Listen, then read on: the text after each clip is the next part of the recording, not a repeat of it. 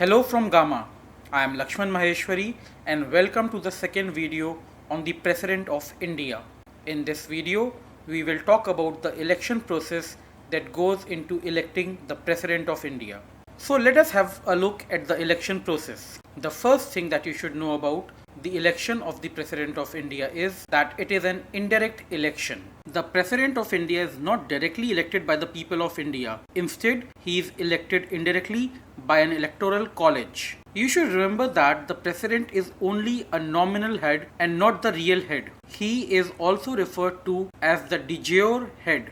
The real head of India is the Prime Minister, and if direct elections were held for the President, there could be a conflict of power between the President of India and the Prime Minister of India. If the President of India was to be directly elected, he could lay claim to the absolute power. His claim could get legitimacy given the fact that he was directly elected. We mentioned that the President is elected by an electoral college. So let us have a look at what comprises of the electoral college. The electoral college comprises of the directly elected representatives of the executive. They are the state assemblies or the Vidhan Sabha, union territories possessing an assembly that are Delhi and Puducherry, the Lok Sabha and the Raj Sabha. Since the citizens of the country directly elect these representatives by casting their vote, it can be summarized that they represent the people. The nominated members of state assemblies and the two houses are not allowed to participate in the presidential election. The reason being that the nominated members are either nominated by the president himself or by the governor who is acting on behalf of the president. Further, in the presidential election, issuing whip to garner votes for a particular candidate is prohibited.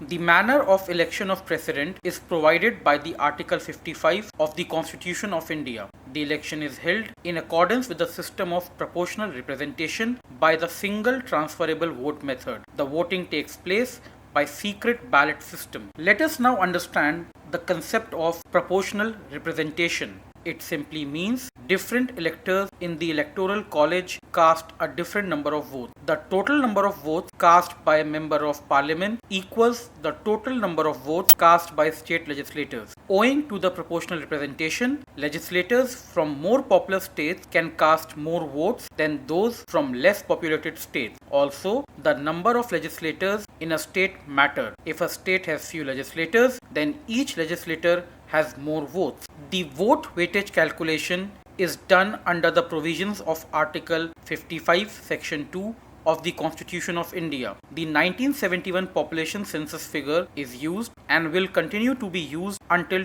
2026. This is to make sure that states are not discouraged to reduce their population to have more votes. Now let us have a look how actual number of votes are calculated. Number of votes held by an MLA equals total population of the state or union territory divided by total number of elected members of the Legislative Assembly into 1000. This gives the vote value of every single MLA of the state or union territory in question. Right now, Andhra Pradesh MLAs have the highest vote value with 248 votes each. Sikkim has the lowest vote value with 7 votes each. Value of a member of parliament vote is equal to sum of vote value of elected members of all the legislative assemblies divided by the sum of elected members of both the houses of parliament. Total elected members of parliament is equal to 543 of Lok Sabha plus 233 of Raj Sabha, which makes it a total of 776. Hence, value of each vote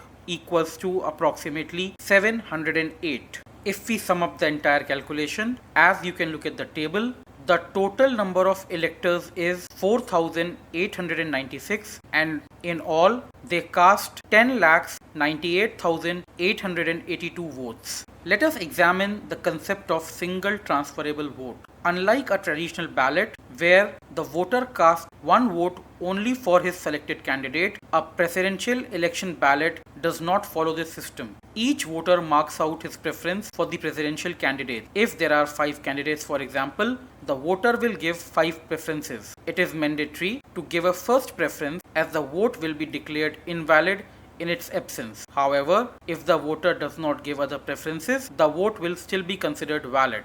The vote quota has come about as a result of proportional representation. In the presidential election, simply casting votes or indicating preference is not enough, as the person with the most number of votes or first preference does not win the presidential election. The total number of valid votes decide how many votes will a candidate need in order to be declared winner. This number is divided by 2 and added to 1 to form the benchmark for winning. For example, if there are 50,000 valid votes, then the candidate would require 50,000 by 2 plus 1, which is equal to 25,001 votes. For winning the presidential election, it is critical that at least one candidate reaches the vote quota. Should any candidate fail to reach the vote quota in the first round, the candidate with the minimum number of votes is eliminated. The votes of the last candidate are transferred to the other candidates on the basis of the second preference. If the vote quota is achieved, a winner emerges. If it doesn't, the candidate with the least number of votes is eliminated again, and others get the vote on the basis of the third preference. The process continues until vote quota is achieved. Having talked about the election of the president, let us also talk about removal of a president. It is called impeachment. The president may be removed before the expiry of the term through impeachment for violating the Constitution of India, and it is done by the Parliament of India. So far, no president has faced impeachment proceedings in India. The impeachment process may start in either of the two houses of the parliament. The house initiates the process by levelling the charges against the president. The charges are contained in a notice that has to be signed by at least 1/4 of the total members of that house. The notice is sent up to the president, and 14 days later it is taken up for consideration. The resolution to impeach the president has to be passed by a 2/3 majority of the total number of members of the originating house. It is then sent to the other house. The other house investigates the charges that have been made. During this process, the president has the right to defend himself through an authorized counsel.